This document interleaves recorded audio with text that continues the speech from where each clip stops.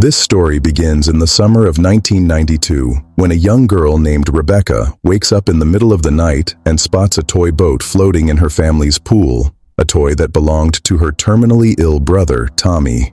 The little girl decides to retrieve it while her mother says goodbye to the babysitter out front. Rebecca approaches the water to grab the boat, but while trying to reach it, she falls into the pool and something strange begins to happen beneath the surface. The lights flicker and she hears her mother's voice calling her name. But when she surfaces for air, no one is there. Suddenly, an invisible force drags her down into the depths until she disappears completely. Years later, we are introduced to the Waller family. Ray, his wife Eve, and their two children, teenage Izzy and young Elliot. Ray was a famous professional baseball player, but now he walks with difficulty and uses a cane due to an illness that forced him into early retirement. The family is house hunting, and a real estate agent shows them a property with all the amenities for someone with mobility issues, including ground floor bedrooms and bathrooms with grab bars. However, while touring the neighborhood, Ray notices another house for sale and decides to take a closer look, even though it wasn't on their initial list. The agent explains that the property has had only one owner for the last 2 decades. It needs some repairs but is priced very attractively.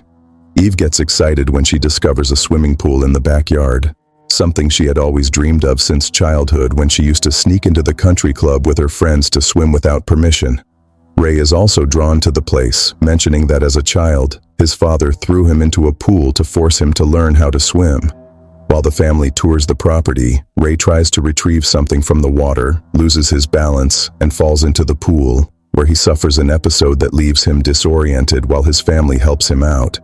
Eve takes Ray to the doctor, who updates his diagnosis to secondary progressive multiple sclerosis after reviewing his history and noting his last episode was 6 months ago. The doctor recommends low-impact exercises like walking, yoga, or swimming to help with his condition. Ray doesn't want his illness to dictate his family's decisions, but Eve insists they need stability, as she is tired of the children changing schools and friends every time Ray was traded to a new team. Finally, they decide to buy the house with the pool so Ray can do hydrotherapy in his own backyard. The Waller family moves into their new home and begins cleaning and fixing it up. While working on the pool, Ray cuts his hand on one of the drains, and suddenly, dirty black water starts gushing out. Worried, they call a specialist who explains something surprising. The pool is connected to an underground spring, meaning it has natural filtration and geothermal heating. The technician tells them that these waters are considered medicinal and that there used to be many such pools in the area, used as wellness centers. The family feels lucky about this unexpected discovery. Once the pool is ready, the family doesn't wait long to use it. Ray begins his exercises in the water and notices that his muscle tension disappears impressively fast. That night, Eve decides to swim alone to relax. But while she is in the water, she thinks she sees Ray standing at the edge of the pool watching her. When she gets out to check, she finds no one outside, and the lights begin to flicker strangely. Upon entering the house, she finds Ray fast asleep, and he assures her he never left the room. Eve asks him to buy a pool cover for safety and to have the lights checked. The next morning, the family notices their cat, Cider, is missing. The only thing they find is his collar floating in the pool. The children search the house and garden but can't find him. Eve tells them he probably fell in, got scared, and will come back when hungry, though the reality seems much darker. Meanwhile, Ray discovers something shocking. The wound on his hand has healed completely, and he can move with much greater ease than before. Eve notices Ray is improving significantly and takes him to the doctor for new tests. The physician is astounded by the results, telling them she has never seen such surprising improvement in such a short time. It appears there are no new lesions, and the tissue is actually healing. Ray attributes his recovery to his new diet and, specifically, the 2 daily hydrotherapy sessions in the pool. The news fills the family with hope, but Ray begins spending more and more time in the water. One afternoon, Elliot asks his father to keep him company while he plays in the pool because his mother told him he couldn't swim alone. Ray is busy lifting weights, so he gives the boy a coin and asks him to toss it into the water so he can retrieve it later, promising he won't be long. Elliot obeys, but makes his dad promise not to go into the deep end. While the boy plays alone in the pool, someone starts throwing more coins from somewhere. Elliot gets out of the water to see who it is, but finds no one, so he decides to dive in to collect the coins. Underwater, Elliot hears a strange voice coming from the drain, a little girl's voice desperately asking for help and saying she can't find her mommy. When Elliot asks who it is, the voice replies that her name is Rebecca. The boy scrambles out of the pool in fear and runs to tell his mother what just happened. Eve immediately checks the area but finds no one. Later, when Eve tells Ray what happened, he downplays the issue, suggesting it was probably Elliot's imagination and that maybe he needs real friends because he still doesn't know anyone in the neighborhood. Ray proposes hosting a pool party to invite the whole neighborhood and help Elliot socialize, deciding to go to his son's baseball practice to support him and break the ice with the other kids. Eve thinks it's an excellent idea and gets excited about planning a barbecue.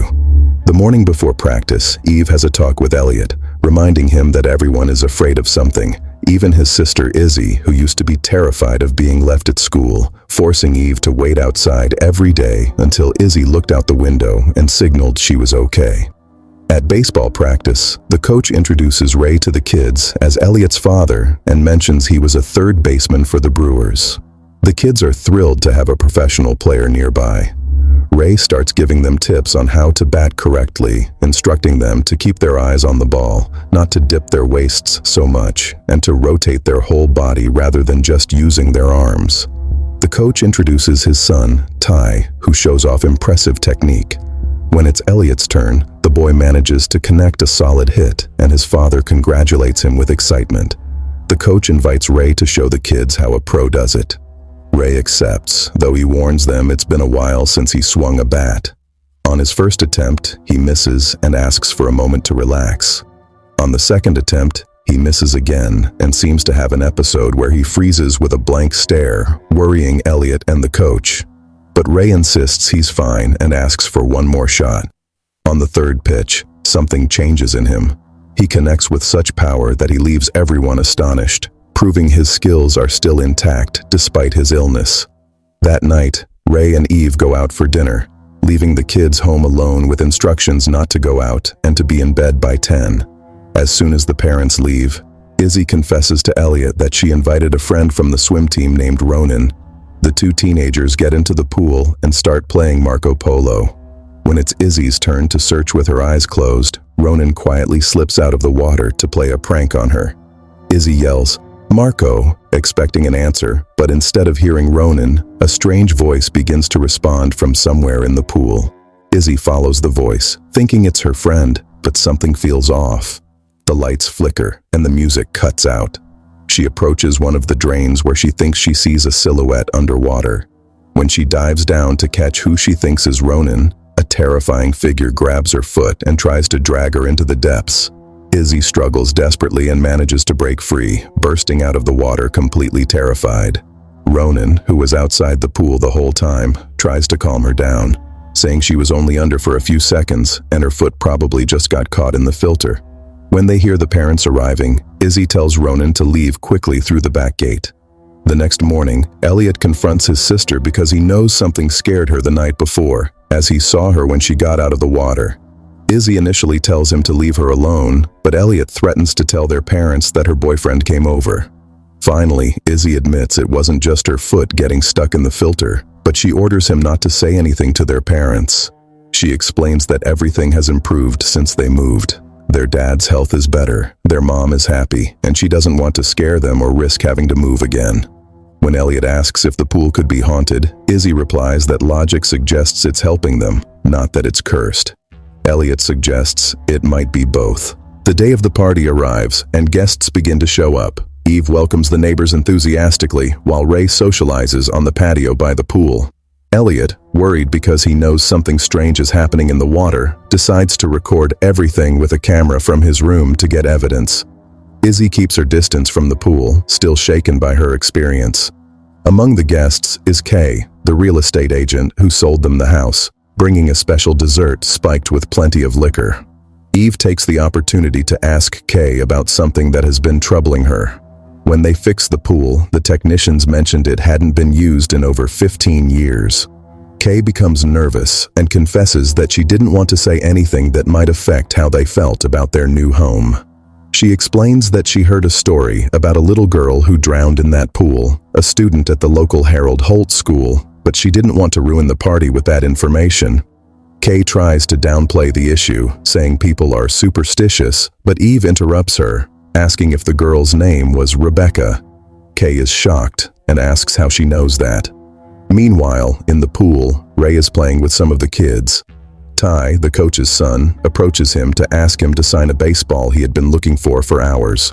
Ray kindly agrees, and then Ty suggests they play a game in the water against another father and son.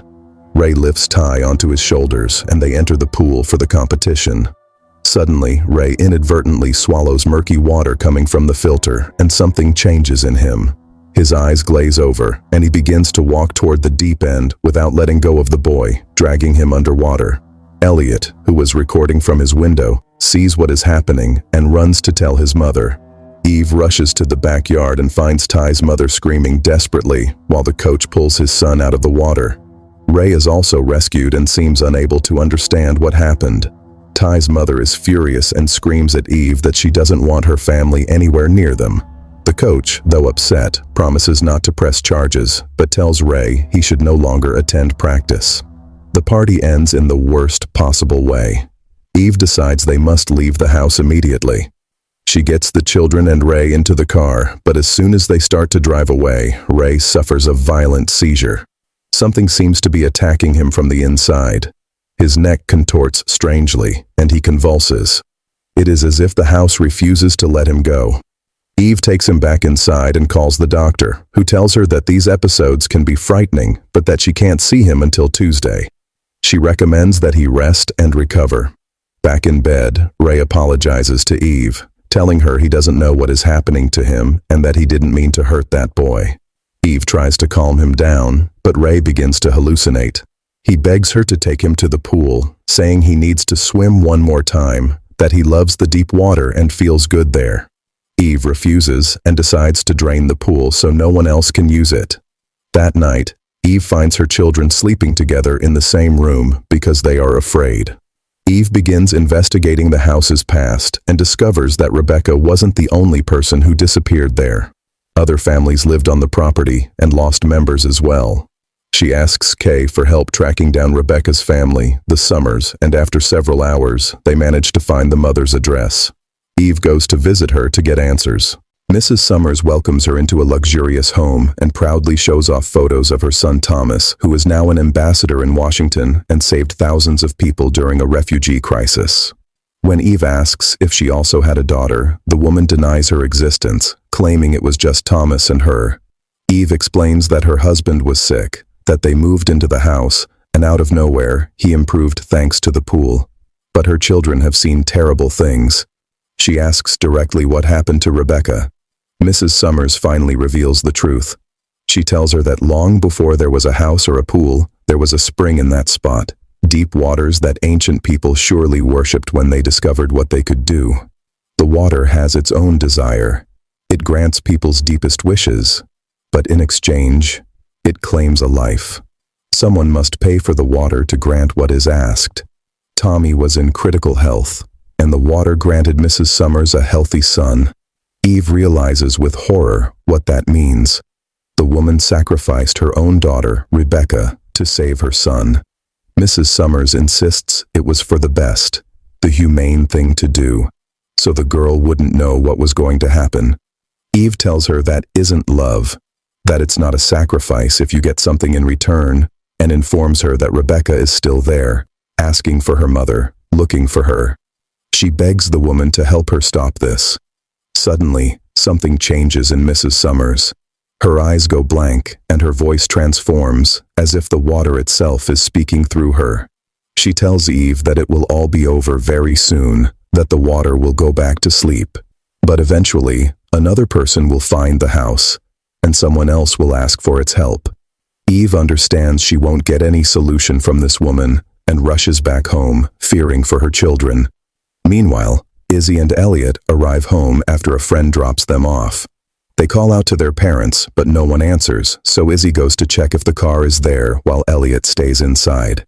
The boy hears meowing that seems to come from the patio and thinks he recognizes Cider, his missing cat. He goes out to the yard and sees a shadow in the pool that looks like his pet floating in the water. Elliot approaches the edge, promising he will get him out, but it is all a trap. Something pulls him into the water, and he falls into the pool, where an entity drags him down into the depths. Izzy hears the noise and runs to the patio. She sees the automatic pool cover closing with her brother inside. She screams desperately while trying to stop the mechanism. At that moment, Eve arrives and orders her daughter to go inside and call for help while she dives in to rescue Elliot. Izzy obeys and runs toward the house, but she cuts her hand on broken glass along the way. Eve dives into the pool and discovers that the water is much deeper than it appears, as if it extends into an infinite abyss. She swims downward, looking for her son as darkness envelops her. Izzy enters the house to look for the phone, but she finds her father blocking her path. Ray is completely possessed by the water entity, his eyes empty and his expression unrecognizable. Ray tells Izzy that he knows she wants him to get better, that he understands. The terrified girl replies that she is going for help, but her father tells her they already have that. With a distorted voice, he explains that life is very hard for Elliot and that this is the best thing that could happen. Izzy screams, "No!" and runs away, while Ray chases her through the house, repeating that the water chose the boy, that Elliot loves the pool, and that he will always be there. In the depths, Eve manages to find an unconscious Elliot and grabs him tightly. She tries to swim back to the surface, but the figures of all the people who were sacrificed before begin to surround her, trying to hold them back. Just when all seems lost, Rebecca's spirit appears.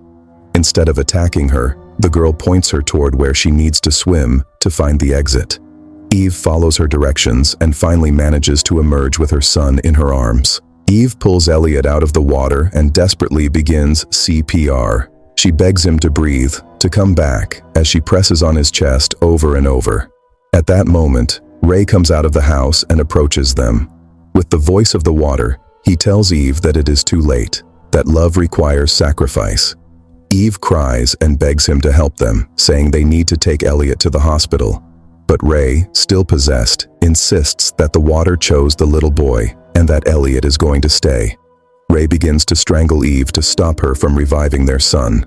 Just when it seems he is going to kill her, Izzy appears from behind with a baseball bat and hits her father with all her might. The impact causes Ray to let go of Eve and fall to the ground. The girl continues to hit him until her father begins to vomit the black water he had absorbed. Slowly, Ray regains consciousness and his eyes return to normal. Ray looks at his daughter and asks for forgiveness, then sees his wife and Elliot on the ground. Eve manages to revive the boy, who finally coughs and begins to breathe. But the relief is short-lived. Elliot starts to seize and the water tries to claim him again. Eve and Izzy try to drag him away from the pool, but the boy doesn't improve. Ray then understands what he must do. The water demands a sacrifice in exchange for everything it gave him, and if he doesn't give himself voluntarily, it will take his son. Ray looks at his family one last time. He tells them he always wanted them to be proud of him, that baseball always came easy to him, but other things didn't, like letting them know how much they matter to him. He walks toward the pool while Eve begs him not to do it. Ray voluntarily submerges himself in the water, giving his life to save his son. As soon as he disappears beneath the surface, Elliot stops seizing and breathes normally again. The sacrifice has been accepted. The next morning, the family finds a video Ray recorded before everything happened. In it, he says goodbye to his children and tells them he doesn't know how things will turn out, but he feels he has something to prove to them. He tells them he always wanted them to be proud and that he loves them deeply, even if he didn't always know how to express it. The video ends, and the family cries while hugging, processing the loss of their husband and father. Eve suggests to her children that they sell the house and move anywhere else, to start over far away from that horror. But Izzy and Elliot look at each other and reply that if they sell the house, another family will arrive and suffer the same fate. Their father wouldn't want that. They decide to stay to ensure that no one else falls victim to the water. The final scene shows a backhoe filling the pool with dirt. Eve, Izzy, and Elliot watch as the hole that caused so much tragedy disappears under tons of soil, sealing the cursed spring forever.